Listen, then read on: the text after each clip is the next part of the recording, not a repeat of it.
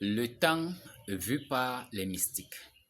Alors aujourd'hui, dans ce partage, nous allons parler du temps tel que le perçoivent les mystiques. C'est-à-dire que l'homme qui fait spiritualité, lui ne perçoit pas le temps comme la personne ordinaire. Bien entendu, on va s'entendre sur un fait, c'est Dieu qui a créé tout. Mais on va aussi se poser une question. Si Dieu a créé le temps, pendant qu'il n'avait pas encore, parce que s'il a créé le temps à un moment donné, ça veut dire qu'avant que le temps ne fût, il ne l'avait pas créé non plus. Et donc, pendant qu'il ne l'avait pas encore créé, est-ce que ce temps passait alors? Voilà. Vous allez simplement comprendre que certaines notions sont supérieures à l'entendement humain. L'entendement humain ne peut pas tout comprendre.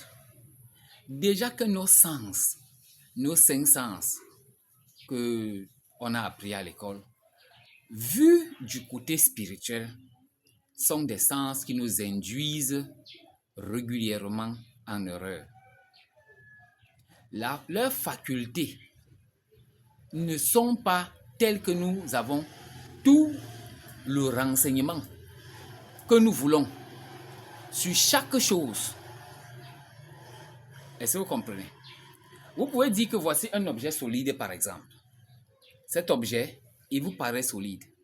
Mais en spiritualité ou en mysticisme, il peut être exploité autrement. Voilà. Donc, de la même façon, nos sens que nous connaissons, les cinq sens, ne sont pas tout ce que nous possédons. On possède aussi d'autres sens. Alors, lorsqu'on exploite donc ces autres sens, on se rend compte que le temps ne passe pas réellement comme l'humain ordinaire le conçoit. Par exemple, celui qui entre en méditation, si vous trouvez un moine en train de méditer, qu'est-ce que j'appelle méditer? Par l'exercice de réflexion. Méditer veut dire qu'il établit en lui la conscience sans penser. La conscience sans penser signifie qu'il est conscient, mais il a arrêté le processus mental de penser.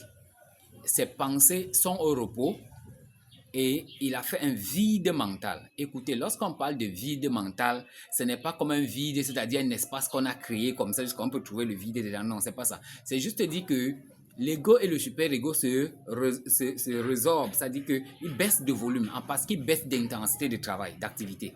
Et donc, de ce fait, ils se calment. C'est ça qu'on appelle le vide mental. Parce que nous avons vu des gens qui vous disent « Ah non, quand vous faites le vide, c'est pour que...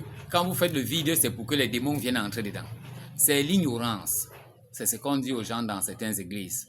C'est juste l'ignorance. C'est parce qu'ils ne comprennent pas ce qu'on appelle le vide.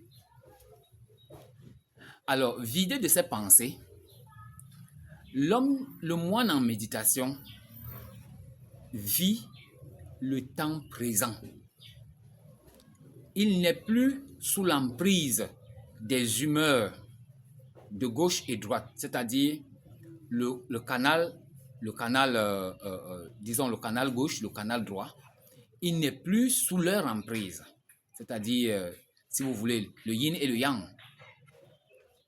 Il est donc au Sushumna, c'est-à-dire le canal central, la voie du milieu de Bouddha. Étant donc dans cette voie du milieu, sa perception du temps n'est plus comme celle de l'humain ordinaire. Il perçoit quoi? Alors, le moine perçoit le temps comme étant quelque chose de figé. Quelque chose qui n'est pas en train de passer. L'activité du temps est au repos pour lui. C'est-à-dire que si nous parvenons nous-mêmes à cesser les activités mentales, je ne parle pas de mourir, je dis cesser l'activité mentale parce que ne croyez pas que quand quelqu'un meurt, ça veut dire que son mental ne tourne plus. La mort, c'est juste que quelqu'un quitte son corps physique, mais le reste se poursuit, n'est-ce pas? Voilà. Maintenant, quand quelqu'un arrête le processus mental, mais j'aimerais vous dire que ce n'est pas aussi facile que ça, hein? C'est-à-dire, ne pensez pas qu'arrêter le processus de pensée, c'est quelque chose que vous pouvez vous lever. Si je vous demande d'arrêter même de penser là pour 2 secondes, même 5 secondes, vous allez vous rendre compte, c'est une activité. C'est même quand vous allez dire que vous ne voulez pas penser que parfois toutes les pensées vont commencer à se bousculer dans votre tête. Donc, ce qui nous fait voir que le temps passe, c'est le fait que nous sommes ballottés à gauche, à droite. Nous sommes ballottés par les humeurs existentielles des canaux gauche et droite, du yin et du yang. En allant donc de gauche à droite, nous percevons le temps comme quelque chose qui évolue. Mais celui qui reste dans la voie du milieu, lui ne perçoit plus le temps de cette façon. Il voit le temps figé. Et il comprend donc l'éternel présent, ce qu'on appelle l'éternel présent. Parce que Dieu ne peut pas être soumis au temps. Dieu que nous appelons communément Dieu, lui ne peut pas être soumis au temps.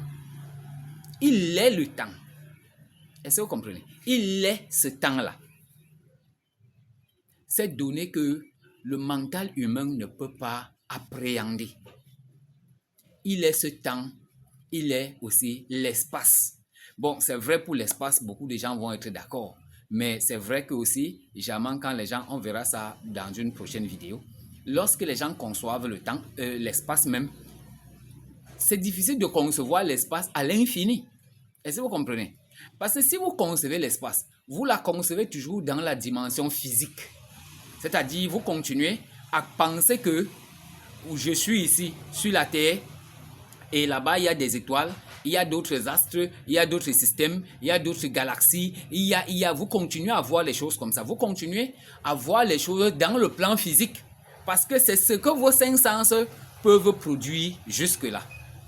Étant donné que vos cinq sens ne vous permettent pas de concevoir que le plan physique peut se limiter quelque part, être contenu dans un autre plan et que d'autres dimensions continuent, cette absence de perception fait en sorte qu'on est plongé, déjà on est plongé dans la perception que ce monde est rigide. Par exemple, si je prends un caillou, vous le percevez comme quelque chose de rigide. Mais c'est les perceptions des sens. Excusez. C'est les perceptions des sens. Donc, l'homme mystique ne perçoit pas le temps comme la personne ordinaire. Et un avantage de ça, c'est que celui qui ne perçoit donc pas le temps comme quelque chose qui se passe, qui s'écoule, le passé, le futur, il bénéficie une fois du fait que lui-même, le temps n'a plus d'effet sur lui. Est-ce que vous comprenez? Ça dit que, comme lui ne voit pas le temps passer, le temps en même plus, ça dit le temps qui passe n'a plus d'effet sur lui. Le temps vu comme l'homme ordinaire n'existe plus pour lui et donc par conséquent n'a pas d'effet sur lui. Le temps ne passe pas. Lui aussi ne vieillit pas. Ah, ça devient intéressant. C'est-à-dire lui ne vieillit pas parce qu'il n'est pas soumis à cet aléa-là. Ce changement n'a pas d'effet sur lui. Alors, nous venons donc de voir un élément là. On va approfondir des connaissances. Si vous avez des sujets que vous aimeriez que nous en parlons, mettez-les en commentaire et n'oubliez pas de liker, de partager et surtout de vous abonner. Alors, merci.